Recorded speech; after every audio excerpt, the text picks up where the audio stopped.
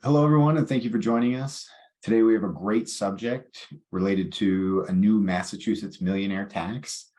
And in addition to talking about the tax, we have some conversation around strategies that residents of Massachusetts, as well as attorneys practicing in Massachusetts, should be aware of in order to craft the most effective plan for the individual circumstances they might be dealing with for their clients in light of this new tax law. And before we get started, maybe a quick disclaimer. This material is not legal advice. Some strategies that we'll discuss today are fairly complex. As always, we encourage you to seek your own legal advice and make sure that you're setting up the best plan for your unique tax and circumstances. Additional housekeeping: at the end of and during the presentation, please enter all of your questions into the Q&A box. We'll be watching that throughout the presentation. We'll hold about 10 minutes aside at the end of the presentation to answer some of the questions that come in.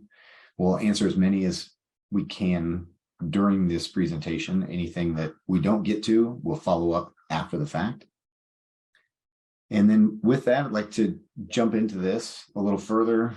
With us today, we have Jeremy Riley, who's counsel at McCollum, D'Amelio, Smith, and Ubler in Wilmington, and practices in trust and estates planning, does business and tax planning, a little bit of trust and estates litigation, some corporate work as well. He's worked with individuals, banks, and trust companies on all aspects of trust and estate administration, frequently advises and represents clients on various business transactions, has been before the Delaware Court of Chancery and other courts many times, and admitted to practice in Delaware and Florida.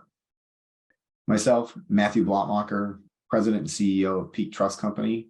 And for those of you that might not know, Peak Trust Company opened an office in Delaware at the middle of last year. We're excited to be in this great jurisdiction and excited for you to join us today. With that, we can jump into the presentation. A little overview of what we'll talk about today. So what is this Massachusetts Millionaire Tax? How did it come to be? Some tax planning techniques that can help minimize this tax. We'll go through which trusts are and are not subject to Massachusetts income tax and some of the variables there.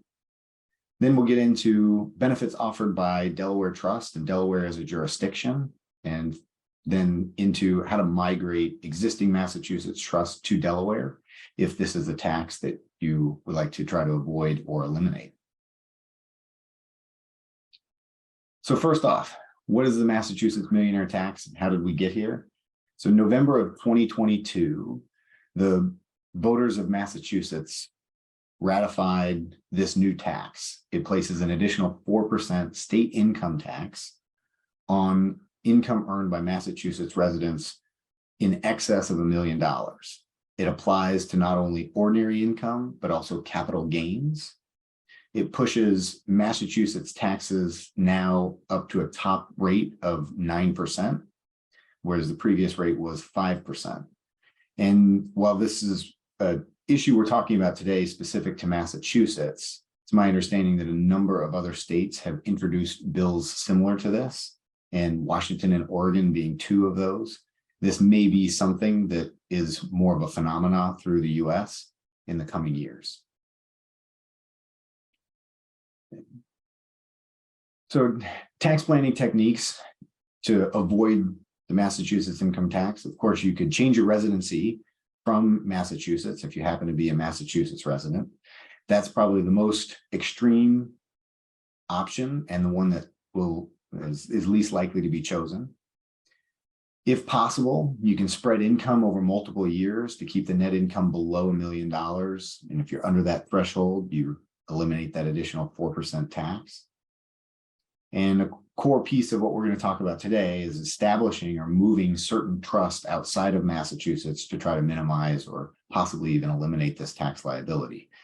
We'll get into, in the next slide, maybe some variables about when and if that's possible. So what trusts are subject to the Massachusetts income tax? Well, if you're a Massachusetts resident, you've got pretty limited options. We'll go through and talk about what options you have. But if you create a testamentary trust So under your will, this document's created and you died as a resident of Massachusetts, you would be subject to the Massachusetts income tax. Any trusts created during a Massachusetts resident's life that's treated as a grantor trust is going to be subject to this tax. Any non-grantor trust where there's at least one Massachusetts trustee, beneficiary, and grantor created during someone's life will be subject to this tax. It's interesting to note that it is trustee, beneficiary, and grantor. It's an inclusive definition.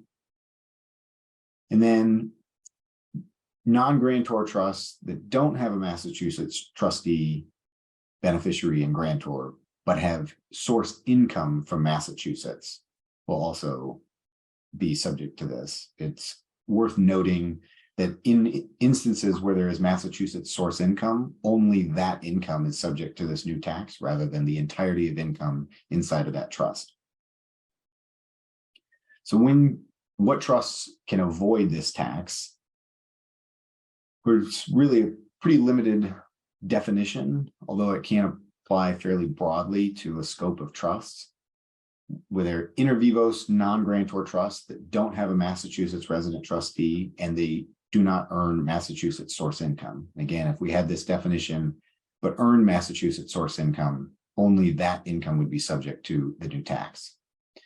And as we start to get into the latter part of our presentation today on, okay, what can you do about this? I want to turn it over to Jeremy to talk about Delaware as a jurisdiction and dive a little further into that. So with no further ado, Jeremy, appreciate you joining us today. Thank you, Matt. I appreciate it. Thanks for the introduction. I'll kind of pick up where Matt left off and just kind of recap his last point or two, is that trusts that are potentially subject to Massachusetts income tax include a non-grantor trust that has at least one Massachusetts grantor, trustee, and beneficiary.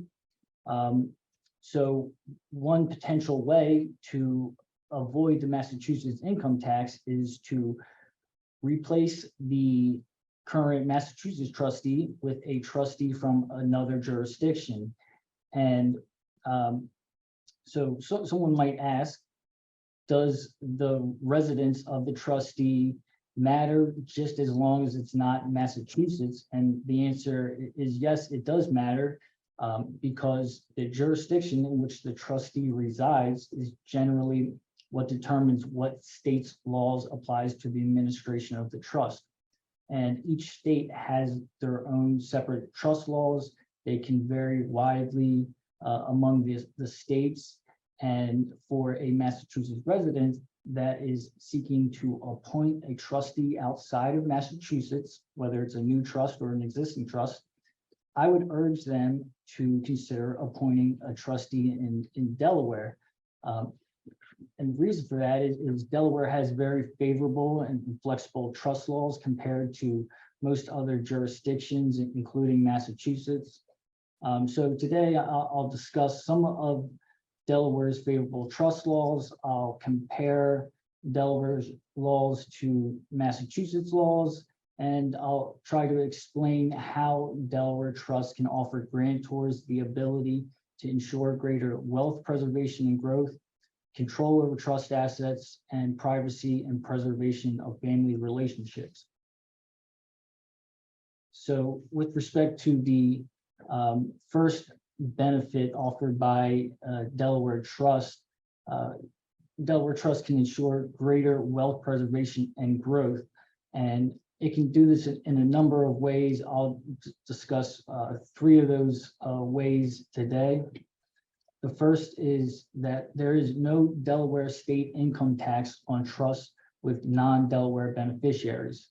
So more specifically, if you have a non-grantor trust that has a Delaware resident trustee and non-Delaware beneficiaries, the trust can take a deduction for amounts of trust income that's either distributed to the non-Delaware beneficiaries or accumulated for future distribution to non-Delaware beneficiaries.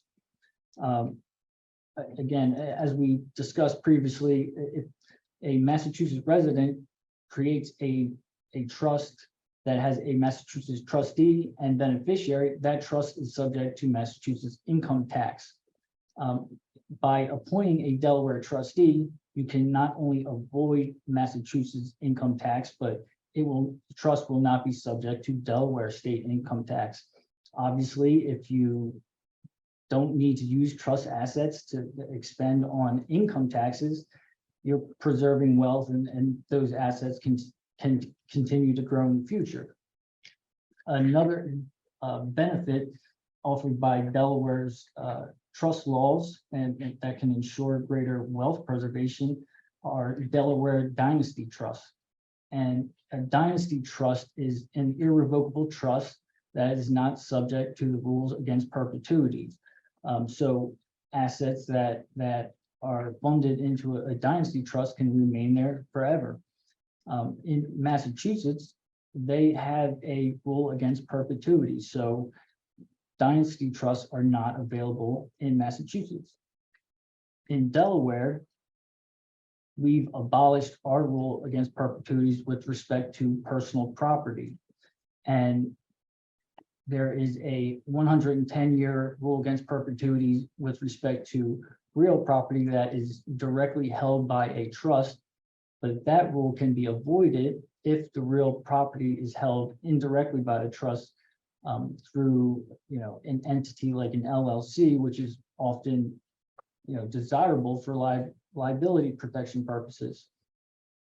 So using a Delaware dynasty trust can have significant benefits. It can save many millions of dollars, over the course of the trust.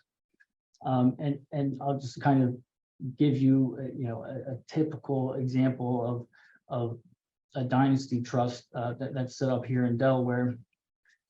If you have a grantor that has, significant amount of assets, and they can create a dynasty trust, fund it with assets up to the federal transfer tax exemption levels. Those assets can remain in the trust in perpetuity. They're not going to be subject to additional rounds of transfer taxes in the future. Now, if you were to take that same set of facts and instead of setting up a Delaware dynasty trust, set up just a Massachusetts irrevocable trust, at some point in time in the future, those assets would be required to be distributed to the beneficiaries as a result of the application of the rule against perpetuities. When those assets leave the trust and are distributed to the beneficiaries, they're no longer exempt, and they can be subject to additional rounds of transfer taxes, which again can cost many millions of dollars in taxes. If that weren't enough to justify setting up a Delaware dynasty trust, there's a couple of additional facts that amplify the benefits of the dynasty trust. And the first is the fact that the heightened federal gift, estate, and GST tax exemptions that were given to us in the Tax Cuts and Jobs Act, they're gonna sunset at the end of 2025. Currently, in 2023, the exemption levels are $12.92 million a person. We don't know what the exemption level will be in 2026, but it's expected to be around $7 million. So, it's important, you could save a lot of money by setting up a Delaware dynasty trust and, doing it now prior to the sunset of the heightened exemption levels. Another important fact to consider is that Massachusetts imposes its own estate tax, and it applies to estates with a gross estate value of only $1 million. And there are a couple of interesting facts relating to that $1 million level. The first is that $1 million is not subject to increase for inflation, unlike the federal rules. That is, a constant number. It's $1 million today. It'll be $1 million next year, unless the legislature increases that. And that's not a large number. So a good amount of Massachusetts residents will likely be subject to Massachusetts estate tax. The other point about that $1 million number is, again, unlike the federal rules, it's a filing threshold and it's not an exemption. So if your gross estate, the value of it is in excess of $1 million, you've hit that threshold, but the tax begins to apply at assets beginning at $40,000 rather than $1 million. So, the point is that if you set up a Delaware Dynasty Trust, you can, it might be subject to tax one time, but the assets can stay in the trust in perpetuity. Whereas if you don't set up a Dynasty Trust and put it in a regular irrevocable trust, the rule against perpetuities could apply. It could require the distribution of the assets to beneficiaries, and those assets can be subject to additional round of transfer taxes. So it can cost a lot of money if you don't set up a Dynasty Trust. Another benefit offered by Delaware are self-settled asset protection trusts. And when I say a self-settled trust, I mean a revocable trust that the grantor creates and funds and is also a beneficiary of. So Massachusetts has a statute that it effectively codifies the common law and says that if a grantor creates a self-settled Massachusetts trust, the creditors of the grantor can reach the assets of the trust to the extent that those assets could be distributed to the grantor.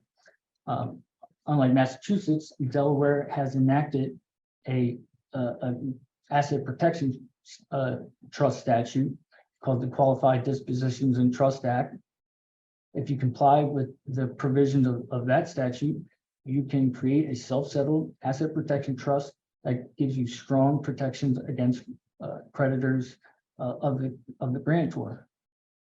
I'll note that as a general matter, if a grantor creates a trust and is a beneficiary of that trust, then the trust is generally treated as a grantor trust for income tax purposes, and the grantor will be responsible for paying income taxes for income earned by the trust.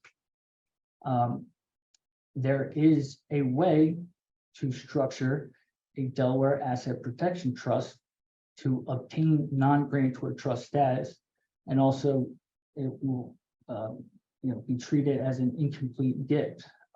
And those trusts are called Delaware Incomplete Gift Non-Grantor Trust, or DINGs. And the way to structure a DING is effectively set out in numerous private letter rulings issued by the IRS. I'm going to oversimplify, but essentially you create a distribution committee that is composed of the grantor and other current beneficiaries of the trust who are adverse parties to each other. And by doing that, you are able to achieve non-grantor trust status. I'll note, DINGs are an area that might be subject to some scrutiny by taxing authorities. So regardless of whether you create an asset protection trust or a DING, the grantor should really only fund these trusts with assets that they don't expect to need in the future. But they are current beneficiaries. So if some unforeseen circumstances arise in the future, they do have access to those trusts.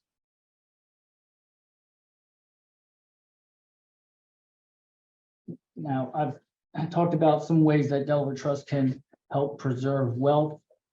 Delaware Trust can also allow the grantor to have greater control over the trust and its assets. A couple ways that it does that is we have a directed trust statute and an excluded trustee statute. They allow the grantors to limit the responsibilities and decision-making authority that are traditionally granted exclusively to the trustee. With directed trust, the grantor or some other person can appoint advisors who direct the trustee to take certain action within a designated scope of authority. And the trustee is generally required to follow that direction, and it can't take action unless directed by the advisor. Some common types of advisors are, first, an investment advisor who can direct the trustee with respect to investments that are to be made by the trust. You can do a distribution advisor who can direct the trustee with respect to distributions to be made from the trust. And you can also appoint trust protectors who can be given a broad range of powers and authority, which can include removing and appointing trustees and advisors, modifying administrative and tax provisions, and modifying or altering the terms of a power of appointment that's granted to a beneficiary. With the Delaware's excluded trustee statute, it's a kind of a variation of the directed trust statute. It allows the grantor to appoint multiple trustees, and the trust instrument can grant certain specified authority to each particular trustee, and that trustee has exclusive control with respect to those duties. So under the excluded trustee statute, the excluded trustee can only be liable for its own conduct, and it can't be liable for matters that were assigned to another excluded trustee. These are, just some of the provisions of the Delaware Trust Code that give the grantor and trustees more options and some more flexibility that isn't offered in other jurisdictions, including Massachusetts. Then one other benefit that Delaware Trust can provide to grantors, and an additional benefit is they can preserve their privacy and family relationships, and that's accomplished by the creation and use of silent trust, which allows a grantor to limit the trustee's duty to disclose information about the trust to certain designated beneficiaries. And while the trust is silent, the grantor can appoint a designated representative to receive account statements and notices on behalf of the beneficiaries, and the designated representative can represent the beneficiaries in a judicial or non-judicial proceeding. And silent trusts are not permitted in Massachusetts and many other jurisdictions. In my experience, I've worked with a lot of clients who find this to be an important and very beneficial provision, especially if they have younger children. If they're fully funding a dynasty trust up to the exemption levels, the grantors might be concerned that if their child or grandchildren are aware of the trust and its assets, it could disincentivize them from leading productive and independent lives. Another concern for grantors might be that distributions could be made to some family members, like a sibling or a step parent. And if the beneficiaries, the younger children are aware of this, that might cause some family conflict. So adding silent trust provisions can be very beneficial to some families. And again, it's something that's available in Delaware and not in Massachusetts and many other jurisdictions.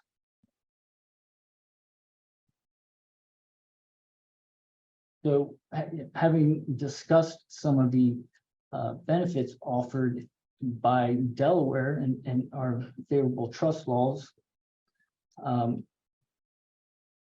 we can discuss ways that trust can be moved from Massachusetts to Delaware. And when I'm referring to either moving a trust, relocating a trust, or migrating a trust, what I'm talking about is changing the trust situs or the place of administration from Massachusetts to Delaware, so that Delaware law applies to the administration of the trust. And to that, you will have the current Massachusetts trustee either resign or be removed, and a successor Delaware trustee will be appointed. And a Delaware trustee is an individual who's a Delaware resident or an entity that has an office for the conduct of trust business in Delaware. And how you go about,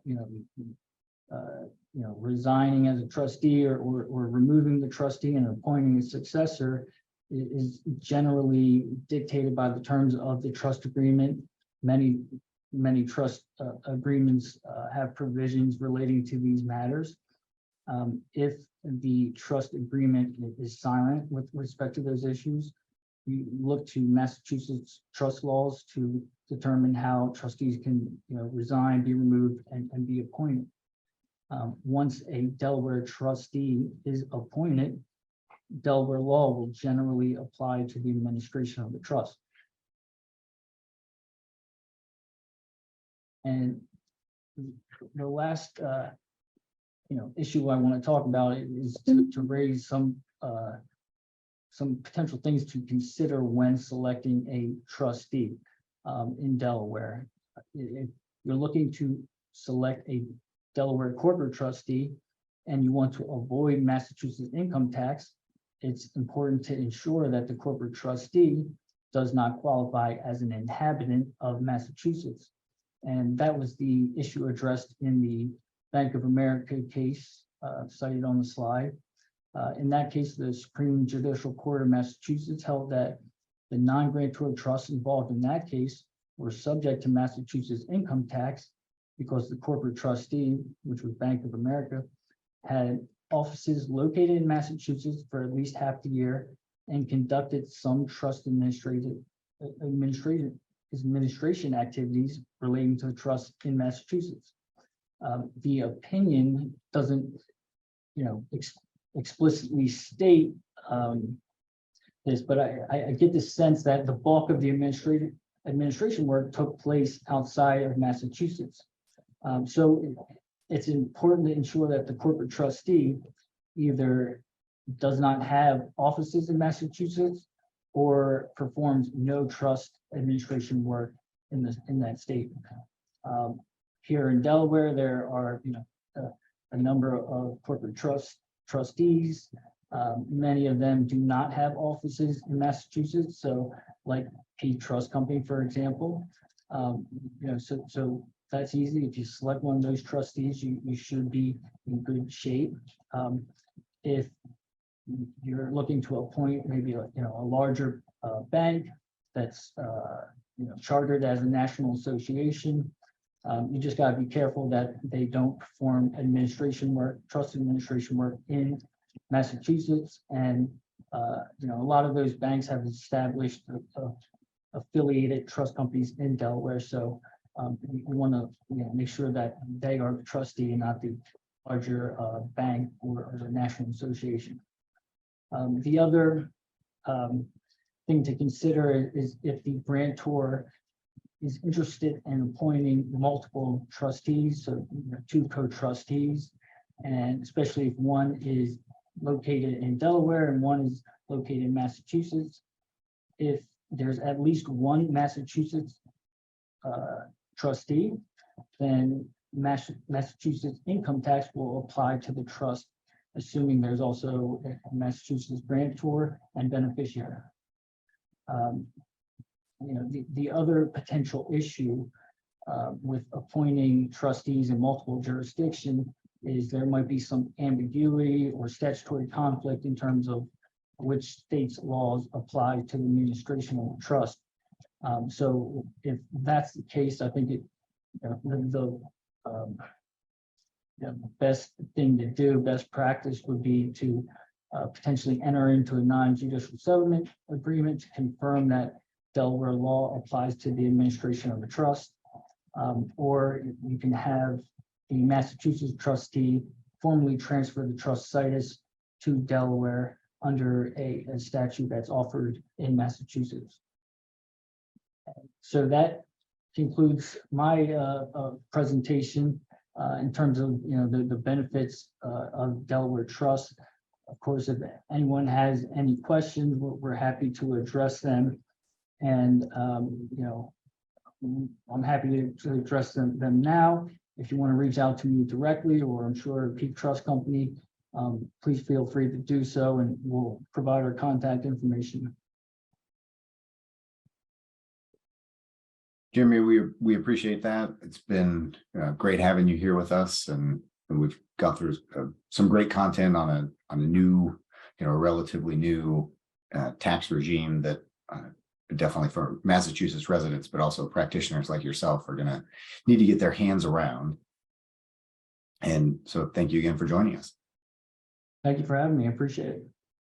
We have a little bit of time left to get to some questions. And there's one question that's in the chat, which is about advisors who are fiduciaries. Will that cause Massachusetts tax nexus? Jeremy, you have any insight for us on that? Sure. So I'm not a Massachusetts attorney, so I'm hesitant to opine on these matters. I think as I read the statutes, and it's really it's section 10C, and it refers to it says the tax applies to guardians and conservators, trustees and executors under the will of a person who died in Massachusetts, and trustees under a trust. So it doesn't indicate generally fiduciaries or advisors. So yeah, I think if you look at the plain language, it applies only to trustees. But again, I'm not sure. I'm not well versed in Massachusetts income tax, so it's probably worth following up with somebody in Massachusetts on that issue. It's a good question, though. Understood. Another question that came in, which is somewhat related: what if the trustee is a Delaware trustee, but the trust protector is a Massachusetts resident? Kind of fall in that same category?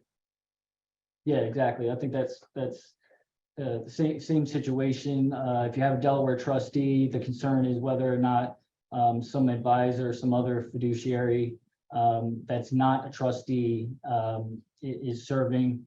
Again, I based on the plain language of the statute, I think it's okay. Would not subject the trust to tax, but it's definitely worth getting the opinion of Massachusetts counsel on that.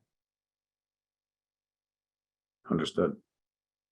And another question that we had is, if I'm a trustee for one of my clients in Massachusetts, and I too am based in Massachusetts, can I continue to manage the trust assets, the trust affairs, if the trust is moved to Delaware? So any kind of structure, obviously there's a lot of unique facts and circumstances that apply to every case, but any structure, Jeremy, that might be considered in a scenario like that?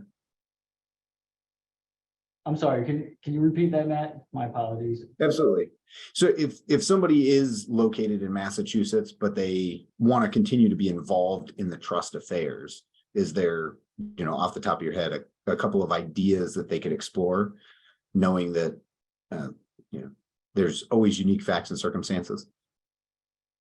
Yeah, I mean, again, I think depending on the outcome of that question in terms of whether some other fiduciary will subject the trust to Massachusetts income tax, I think it's probably safe. So that's the primary way, or that's the kind of best control you can exercise over the trust. You can certainly be granted some some other potential powers, if it's consistent with your tax goals. So the power to maybe veto distributions, holding a limited power of appointment. Those things should not subject you to Massachusetts income tax.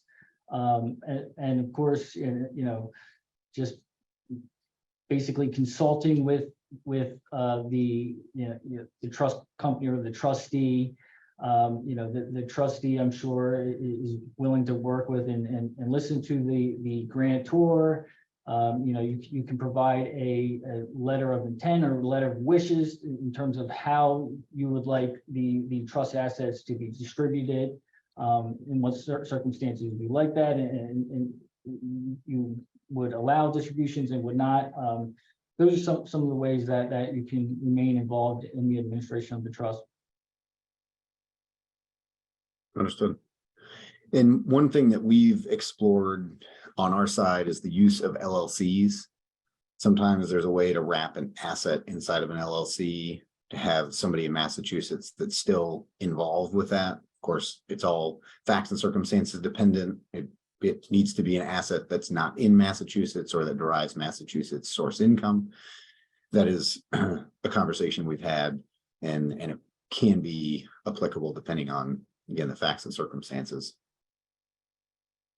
Moving to another question, is one of my clients has a Massachusetts trust. They'd like to update some of the provisions in the document as well as migrate out of Massachusetts. Can this be accomplished with decanting? And maybe we can talk about how decanting works in Delaware, and then I've got a little bit to add to that from what Peak sees. But Jeremy, maybe you can tell us a little more about decanting in Delaware. Sure. So yeah, it's not uncommon that if you have a Massachusetts trust and you are looking to move it to Delaware and appoint a Delaware trustee, you'll look to the trust instrument, see if that's possible. In most instances, the trust language is broad enough to allow the appointment of another trustee, which can be a Delaware trustee. Generally, if there's a Delaware trustee, Delaware law will apply to the administration of the trust. Sometimes when trusts are moved to Delaware, grantors or trustees, like for certain modifications to be made to the trust agreement, and it could be adding additional provisions that are offered in Delaware that are not offered in Massachusetts. It's not uncommon to add investment advisors, distribution advisors, trust protectors. So when you're looking to do that, and if there are a number of ways you can modify a trust in Delaware. One of them is decanting. To do that, the trustee has to have the ability to make distributions for income or principal, or income and principal. And if that's the case, the trustee exercises its discretion to decant the trust into a new trust, or it can be the same trust, but just have these modified provisions. And so that's generally how it works. Thank you for that. And Peak Trust Company, works with decantings truly about on a weekly basis. We have quite a bit of that. A lot of older, what we call colder documents, that were set up. Maybe the documents are still, great documents themselves, but tax law has changed, family dynamics have changed, and there's something in there that would like to be, tweaked. Even circumstances like this, where we're looking to modify the structure of the document so that it escapes or minimizes a tax, such as a Massachusetts or a particular state income tax. We see that a fair amount on our side.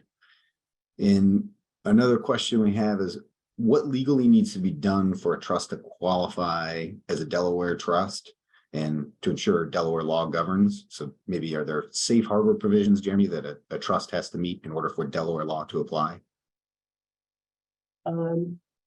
Generally, no. A lot of times, if you are able to appoint a Delaware trustee, there's a statute in Delaware that says, you know, the trust is considered administered in Delaware. If there's a Delaware trustee, which is, if you're an individual, you're a resident of Delaware, or if you're an entity, you have an office for the conduct of trust business in Delaware, that generally is enough.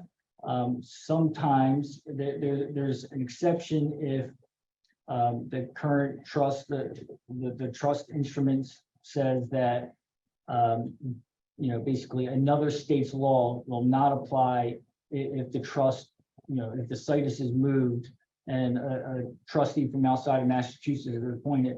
It specifically has to say that the administration of the trust, or the law applying to the administration of trust, will not change regardless of whether a new trustee is appointed. That's rare. I mean, you'll see that sometimes, and it might be possible to modify that provision under Massachusetts law or under the trust agreement itself, if that is kind of inhibiting the ability to move the trust to Delaware. Awesome. Looks like we might have time for one more. Question is, I have a Maryland trust for a Massachusetts resident and a Massachusetts trustee. Is that subject to Massachusetts tax when it's funded?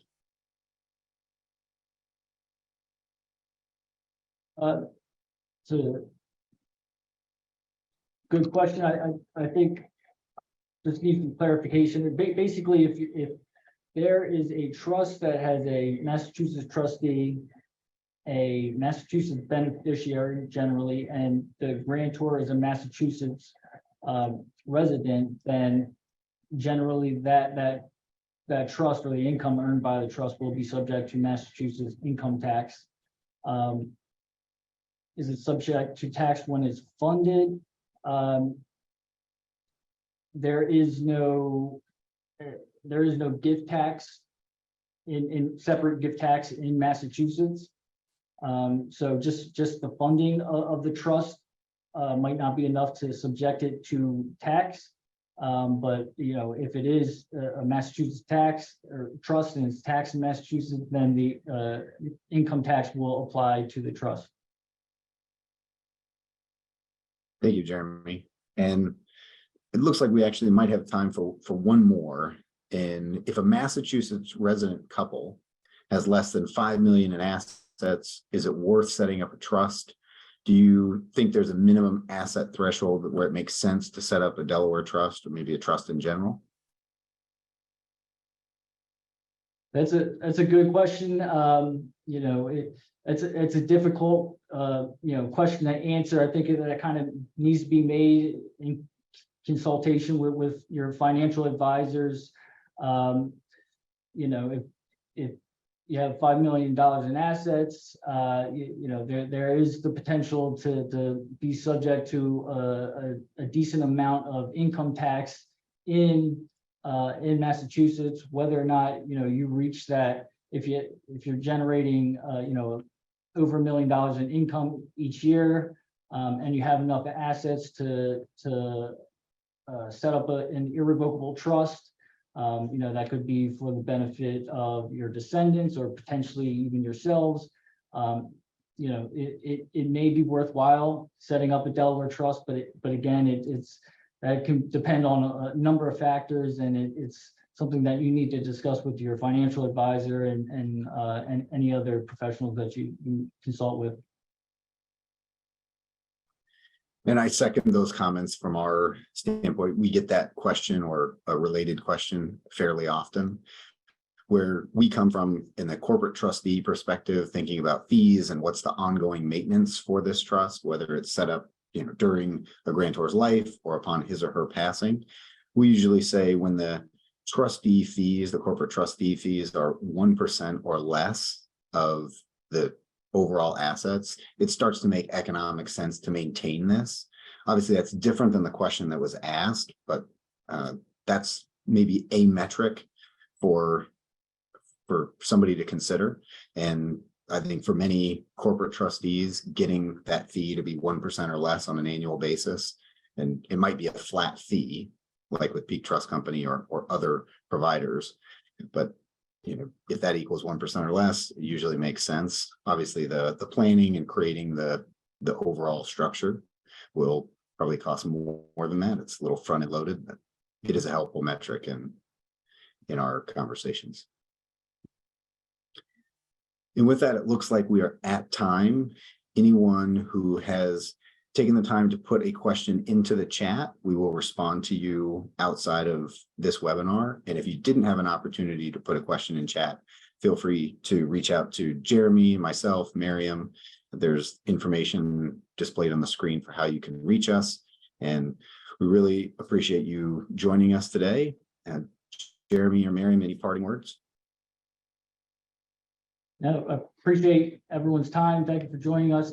Like Matt said, if you do have any questions, feel free to reach out to myself or the team at Peak, and we're happy to address any questions.